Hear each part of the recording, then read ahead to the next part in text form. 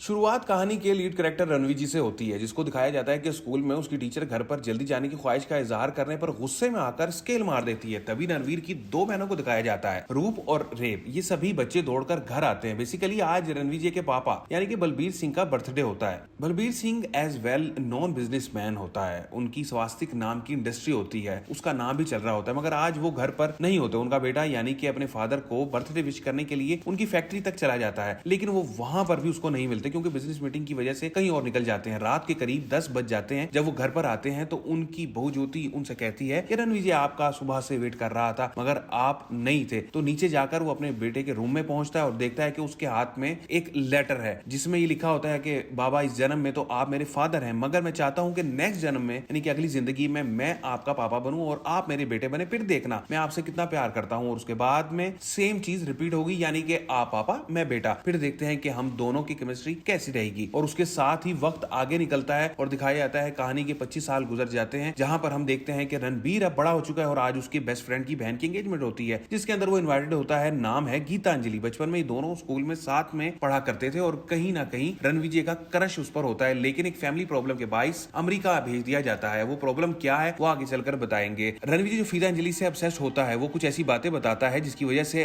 अब गीतांजलि को भी लगने लगता है कि जिससे उसकी सगाई हो रही है वो सही नहीं है, मुझे रणवीर के साथ शादी कर लेनी चाहिए। नेक्स्ट डे उसके पापा यानी कि बलबीर सिंह का यानी दिखाया जाता है कि 60th बर्थडे होता है। 60 बर्थडे बनाया जा रहा है और ये तीनों यानी कि दादा बाप और बेटा एक साथ फोटोज क्लिक करवाते हैं। फिर ये फैमिली भी आकर फोटोज क्लिक करवाती है, जहां पर सभी लोग बलबीर सिंह को गिफ्ट दे रहे होते हैं। तो रणवीर जी का बहनोई यानी कि ब्रदर इन लॉ आकर कहता है कि भाई तूने क्या गिफ्ट दिया, जिस पर बताता है कि मैं अपने बाल अपने फादर को गिफ्ट दे रहा हूं क्योंकि उनको मेरे छोटे बाल हमेशा से पसंद थे। जिस पर बलबीर सिंह कहता है कि वैसे तुम बड़े बालों में भी अच्छे लगते हो। और ये ऐसा ही है जैसे कि अगर आपके बड़े बाल हो और कोई आपको कहे कि आप बाल कटवा लो और आप बाल कटवाएं तो कहे कि आपके बड़े बाल ही अच्छे लग रहे थे, तो फिर बंदा कैसे कहेगा। वो फिर एक अजीब सी टून में कहता है कि जी बाबा मैं बड़े बाल कर लूंगा दोबारा से। इसके साथ ही रणवीर जी के दादा को भी दिखाया जाता है जिनका नाम होता है रणवीर। और रणवीर जिनके दो भाई भी होते हैं, यानी कि टोटल मिला के 3 होते हैं और उनके नाम होते हैं रणवीर, दलबीर और एक भाई होता है जो अमेरिका शिफ्ट हो जाता है और अमेरिका में अपना मजहब भी तब्दील कर लेता है और वो वहां पर मुसलमान हो जाता है और नाम होता है अकरम। इसी पार्टी में शहर के बड़े बड़े लोग और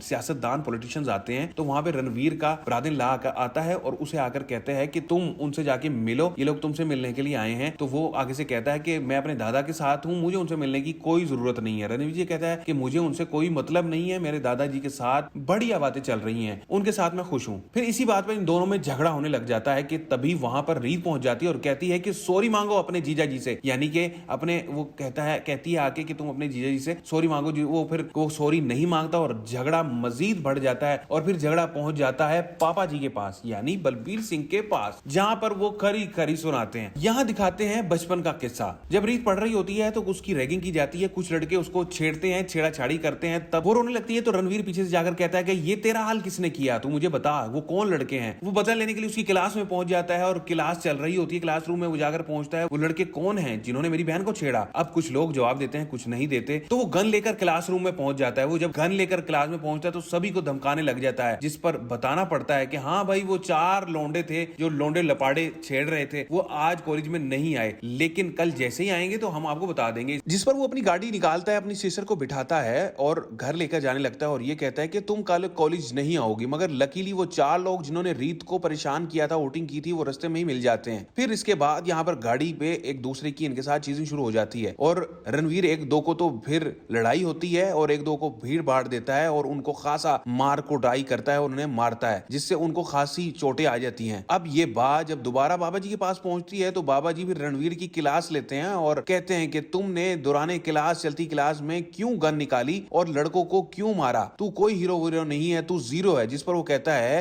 कि अगर आपकी बहन के साथ भी ऐसा होता तो आप क्या करते, क्या आप बदला ना लेते। खैर झगड़ा बहुत ज्यादा बढ़ गया था। गुस्से में आकर बाबा जी कहते हैं कि तू निकल जा यहाँ से, जिस वजह से रणवीर बचपन में ही अमेरिका के लिए निकल गया था। इनफैक्ट आज के दिन यानी कि प्रेजेंट टाइम में भी कुछ ऐसे ही चल रहा था। उन दोनों के बीच में झगड़ा जो हो गया था, जिस पर रणविजय कहता है कि ठीक है, मैं फिर आज की रात से ही अमेरिका निकल रहा हूँ और अमेरिका जा रहा हूँ और इस बीच मैं यहाँ अब दोबारा वापस नहीं आऊंगा। और गीता अंजलि भी वहां पर इसके दौरान ही पहुंच जाती है, जिसे कि एक दिन पहले रणवीर ने कहा था कि जंगल के बंदर लोग शादी वगैरह कैसे करते हैं, यानी कि बंदरियां। तो ये कहानी रणवीर ने उसको सुनाई थी और वो कहानी उसको पसंद आ गई थी, जिस पर वो रणवीर जी के साथ आज ही शादी करने के लिए आ चुकी थी। यहाँ पर रणवीर सिंह जो है अपनी होने वाली वाइफ को यानी कि गीता अंजलि को अपनी पूरी फैमिली और फादर से मिलवाता है, मगर उसके फादर आज भी बिजनेस मीटिंग्स में एंड केक कटिंग वगैरह में लगे होते हैं। उसकी बातों को वो जरा तवज्जो नहीं देते। वो गीता अंजलि को लेकर वो चीजें फिर दिखाने लगता है जो उसको ज्यादा इंटरेस्टिंग लगती है। खैर, आप समझदार हैं, समझ तो गए होंगे। इसके बाद वो हिमाचल पहुंचते हैं और यहाँ पर वो शादी वगैरह करते हैं। हिंदुआना जो हर रस्म रिवाज होता है और उसके जो मंदिर में फिर फेरे वगैरह लेते हैं। उसके बाद वो अगेन रात को आपस में इंटीमेट हो जाते हैं। उसके सीन फिर आते हैं, जिसके बाद कहानी यहाँ से आगे बढ़ती है और डायरेक्टली 8 साल के बाद फिर दिखाया जाता है कि एक एनिमल को जिसके मन में गुस्सा भरा है और उसके चेहरे पर गुस्सा झलक रहा है। उसके बाद वो कंपनी में पहुंचता है और उसके साथ बहुत सारे बॉडीगार्ड्स होते हैं और वो लोग आते ही वरुण को जान से मार देते हैं। और उन लोगों में काफी सारे लोग बैठे होते हैं, जिनमें एक शख्स होता है इसरारुल हक, जो कि सारे